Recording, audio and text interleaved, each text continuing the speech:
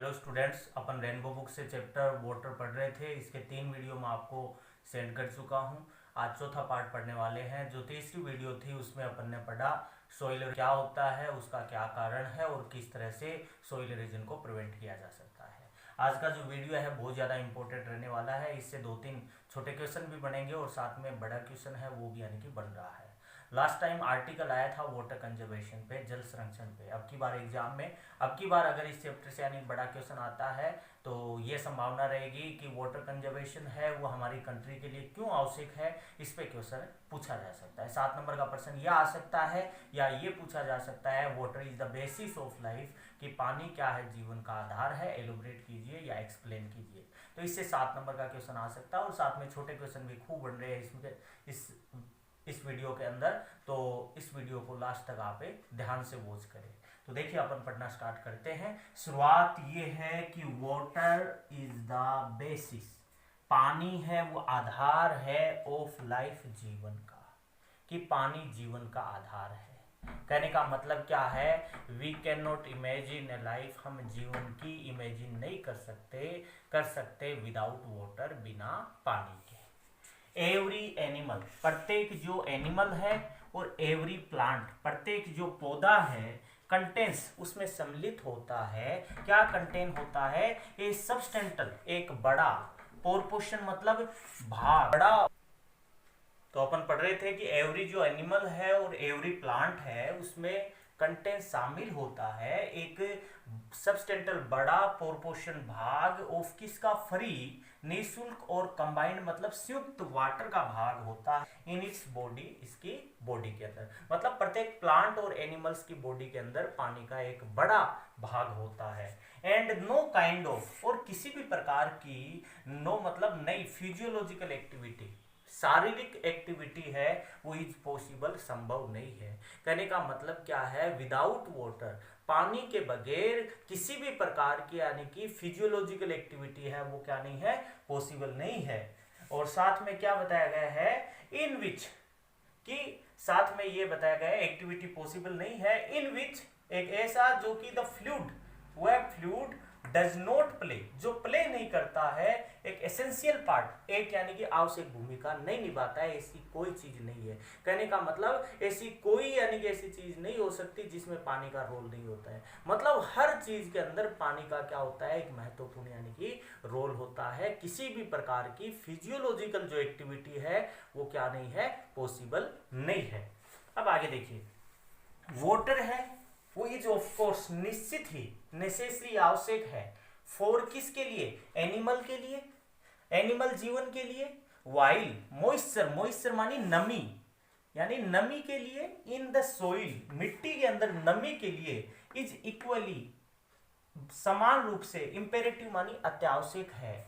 For किसके लिए, the life, जीवन, एंड ग्रोथ मानी वृद्धि, ऑफ किसके अंदर वृद्धि, प्लांट्स, पौधे के अंदर यानी कि वृद्धि, एंड ट्रीज के अंदर वृद्धि के लिए। तो कहने का मतलब क्या है, पानी ह्यूमन बीइंग के लिए तो जरूरी है ही है, एनिमल्स है और प्लांट है, उसके अंदर भी यानी कि क्या है, एक पानी की बड़ी यानी कि भाग होता है। यहां तक जो सोइल है उसके अंदर मॉइस्चर होना भी जरूरी है। सोइल के अंदर यानी कि मॉइस्चर होगी, नमी होगी, तो निश्चित रूप से उसमें क्या होगा, यानी कि हम यानी कि कृषि कर पाएंगे। अगर सोइल के अंदर मॉइस्चर नहीं होगा तो यानी एग्रीकल्चर यानी पॉसिबल नहीं है। तो क्या बताया गया है कि जितने भी प्लांट है, ट्रीज है, उनके लाइफ और ग्रोथ के लिए क्या है, सोइल के अंदर नमी होना, मॉइस्चर होना जरूरी है। इस तरह से अपन कह सकते हैं कि वाटर क्या है, बेसिस है लाइफ का, जीवन का आधार है।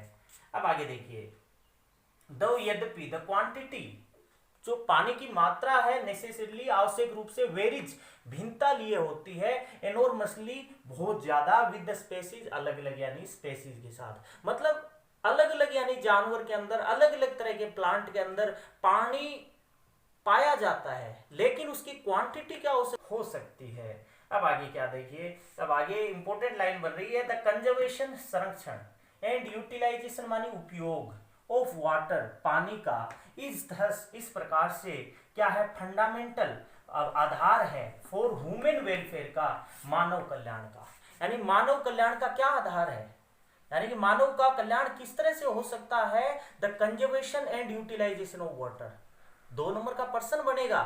व्हाट इज फंडामेंटल, क्या यानी कि फंडामेंटल है फॉर ह्यूमन वेलफेयर, मनुष्य के कल्याण के लिए। मनुष्य का कल्याण कब हो सकता है, यानी कि the conservation and utilisation of water है, यानी कि संरक्षण और पानी का उपयोग ही क्या है, फंडामेंटल है, मौलिक अधिकार है किसका, ह्यूमन वेलफेयर का, मानव कल्याण का। अब आगे क्या बताया गया है, अपार्ट फ्रॉम, अपार्ट मानी के अलावा, फ्रॉम अर्टेशियन वाटर, अर्टेशियन वाटर कौन सा होता है, कुएं से प्राप्त पानी के अलावा, कुएं से प्राप्त पानी के अलावा द अल्टीमेट सोर्स, जो आखिरी जो यानी अनंत जो सोर्स स्रोत है इन द केस, इस स्थिति में वो क्या है, इज रेन, बारिश का पानी है, और स्नोफॉल और क्या है, बर्फबारी का पानी है। कहने का मतलब प्रश्न आ सकता है कि अर्टेशियन वाटर के अलावा हमारे पास अल्टीमेट सोर्स क्या है, पानी प्राप्त कर देगा। मतलब एक तो हम कुएं से पानी प्राप्त करते हैं, इसके अलावा हम पानी किससे प्राप्त करते हैं, इसके अलावा हमें एक तो अर्टेशियन वाटर से तो करते ही हैं, कुएं से यानी कि पानी वो तो करते ही हैं, इसके अलावा जो पानी हमें मिलता है वो एक तो रेन का मिलता है, बारिश का पानी मिलता है, एक स्नोफॉल। 2 नंबर का क्वेश्चन आ जाएगा। ध्यान रखना, पानी हम किससे प्राप्त करते हैं, एक तो अर्टेशियन वाटर, नंबर 2 यानी कि रेन वाटर, और तीसरा क्या है, स्नोफॉल, यानी जो बर्फ पिघलती है उसका पानी, हमें ये 3 तरह का पानी हम प्राप्त करते हैं। ये भी 2 नंबर का प्रश्न हो गया। अब क्या है कि मच ऑफ इंडियन एग्रीकल्चर, ज्यादातर जो भारतीय कृषि है वो डिपेंड है किसके ऊपर, और सीजनल मौसमी रेनफॉल, मौसमी बारिश पे डिपेंड है। ज्यादातर इंडियन एग्रीकल्चर किस पे यानी डिपेंड है, मौसमी यानी रेनफॉल, मौसमी जो वर्षा है उसके ऊपर यानी कि डिपेंड है। कहने का मतलब क्या है कि जब बारिश होती है उसी के द्वारा ज्यादातर किसान क्या करते हैं, खेती करते हैं, और उनके पास ज्यादातर लोगों के पास और कोई सोर्स नहीं है जिससे वो क्या कर सके, खेती कर सके। और क्या बताया गया है, और एंड इज देयरफॉर, और इसी कारण से वेरी सेंसिटिव, इंडियन जो लोग होते हैं, फार्मर होते हैं, वो संवेदनशील होते हैं, यानी कि वो डिपेंड किस पे है, उनकी कृषि मौसमी रेनफॉल पे, इसी कारण वो क्या है, सेंसिटिव होते हैं टू एनी फेलियर, यानी कि क्या है, बारिश फेलियर हो जाए मतलब क्या है, आती नहीं है, या इरेगुलरिटी, या पानी की बारिश की अनियमितता हो, या द सेम, या इसी तरह से कुछ और, the problem of soil erosion, यानी कि मृदा अपरदन की समस्या, एंड ऑफ इनएडुकेट मानी अपर्याप्त, और इरेगुलर रेनफॉल, अनियमित बारिश, आर क्लोजली कनेक्टेड, एकदम से कनेक्ट है, जुड़े हुए हैं विद ईच अदर, एक दूसरे से। कहने का मतलब मृदा अपरदन है जिसके कारण क्या है, कृषि पॉसिबल नहीं है, बारिश का इरेगुलर होना, अनियमित रूप से यानी बरसते जाना, या इनएडुकेट अपर्याप्त बारिश होना, ये तीनों ही हमारे लिए समस्याएं हैं और ये एक दूसरे से जुड़ी हुई है। इसी कारण से जो इंडियन जो फार्मर है वो क्या है, सेंसिटिव यानी कि होते हैं। अब आगे क्या बताया गया है, इट इज क्लियर दैट, अब आगे ये बताया है, ये स्पष्ट है कि द एडोप्शन मानी अपनाने से, टेक्निक मानी तकनीकी, आज तकनीकी का जमाना है और तकनीकी अपनाने से क्या है, क्या हुआ है, प्रिवेंटिंग सोइल इरोजन, यानी कि हमने क्या है, तकनीकी को यानी कि अपनाया है, और जिसके कारण प्रिवेंटिंग सोइल इरोजन, यानी कि हम मृदा अपरदन को प्रिवेंट कर रहे हैं, मृदा अपरदन को रोक रहे हैं तकनीकी का यूज करके। और मृदा अपरदन को रोकने से वह मृदा अपरदन क्या करेगी, अगर हम रोकेंगे, प्रश्न बनेगा, वुड आल्सो हेल्प, ये मृदा अपरदन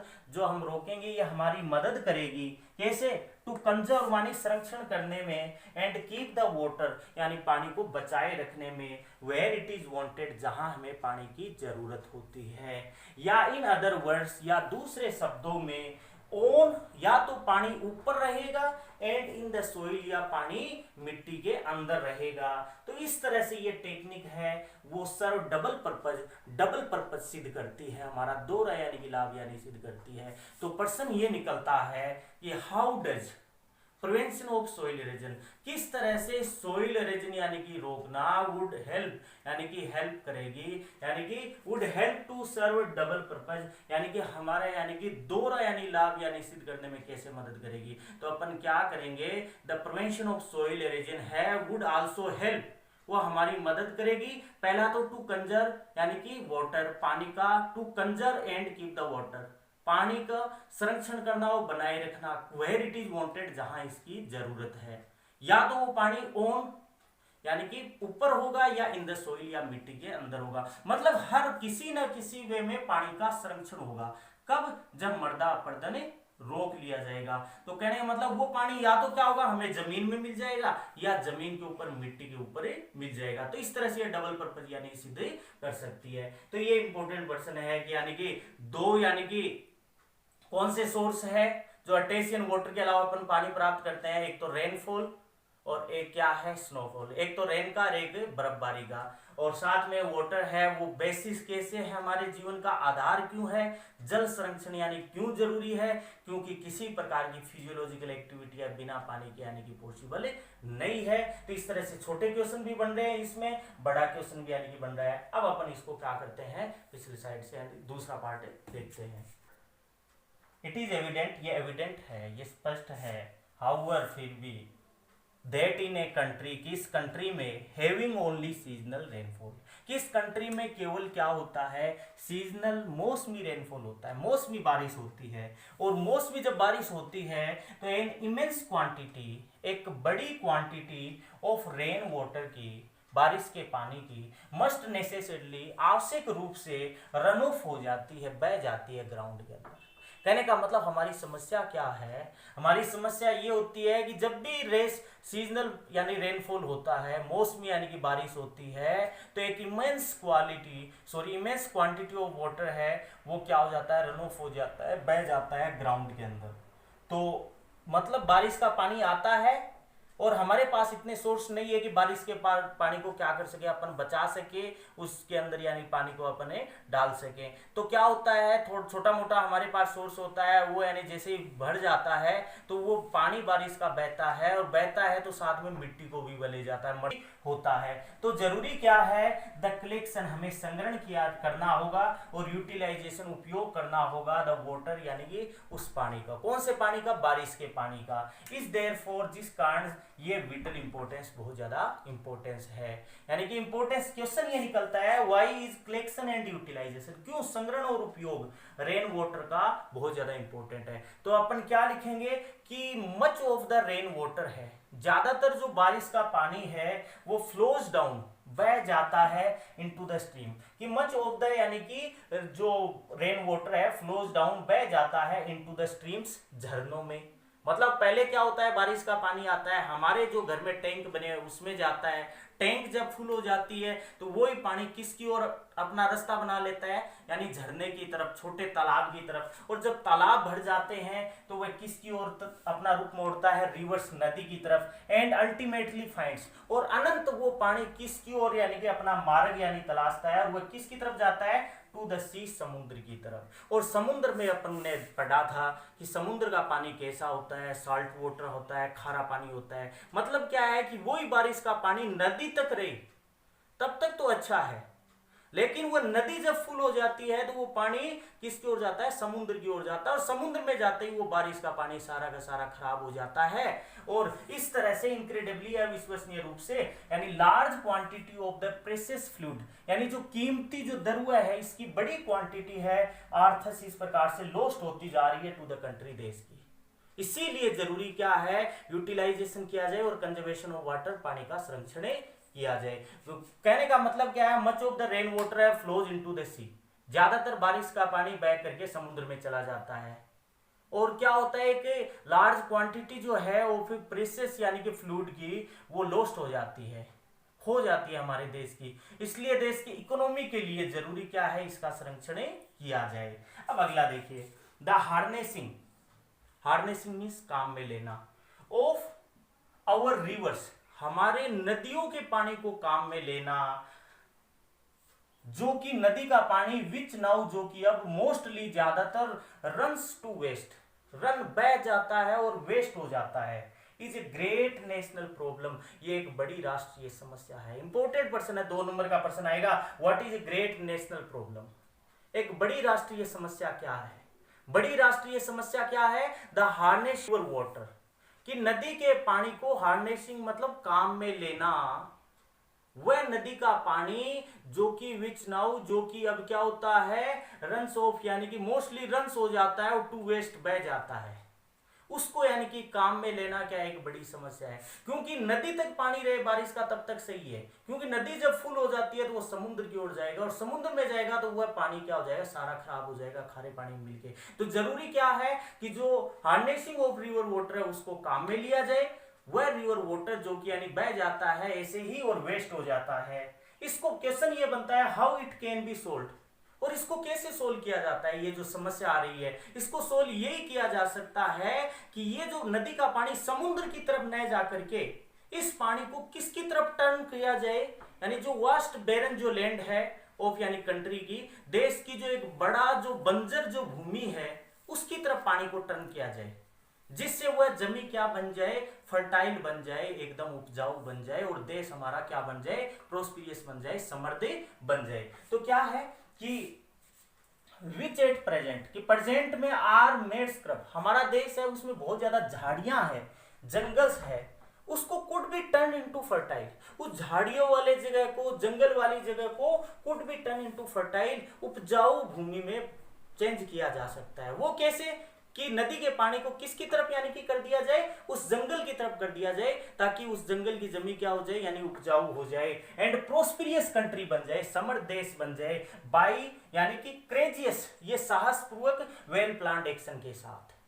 तो कहने का मतलब क्या है, देश की बड़ी समस्या क्या है, राष्ट्र समस्या क्या है, harnessing of river water which now क्या होता है, मोस्टली यानी कि रन ऑफ हो जाता है और वेस्ट हो जाता है। अब जरूरी यह है कि यानी कि जो वास्ट जो बड़ा यानी कि जो बैरन लैंड है ऑफ कंट्री, उसको कुड बी टर्न, उसको टर्न किया जा सकता है इनटू फर्टाइल उपजाऊ भूमि में और प्रोस्पिरियस कंट्री के अंदर। तो इस तरह से अपन ने पढ़ा 4-5 इसके अंदर यानी क्वेश्चन बन रहे हैं कि वाटर कंजर्वेशन और कलेक्शन ऑफ वाटर है क्यों जरूरी है, क्योंकि ज्यादातर यानी कि जो हमारा प्रेशस यानी जो फ्लूइड है वो वेस्ट हो जाता है, और इसके लिए यानी कि जरूरी है कि उसको बचाए रखा जाए। देश की बड़ी समस्या क्या है, कैसे प्रिवेंट किया जा सकता है, वाटर बेसिस कैसे है, जीवन का आधार कैसे है। तो इस तरह से 5-7 क्वेश्चन बन रहे हैं, इंपॉर्टेंट पार्ट है, इसलिए सारे स्टूडेंट है इसको लास्ट तक वॉच करें। एक वीडियो और बनेगी जो अपन अगले पार्ट में पढ़ लेंगे। Thank you.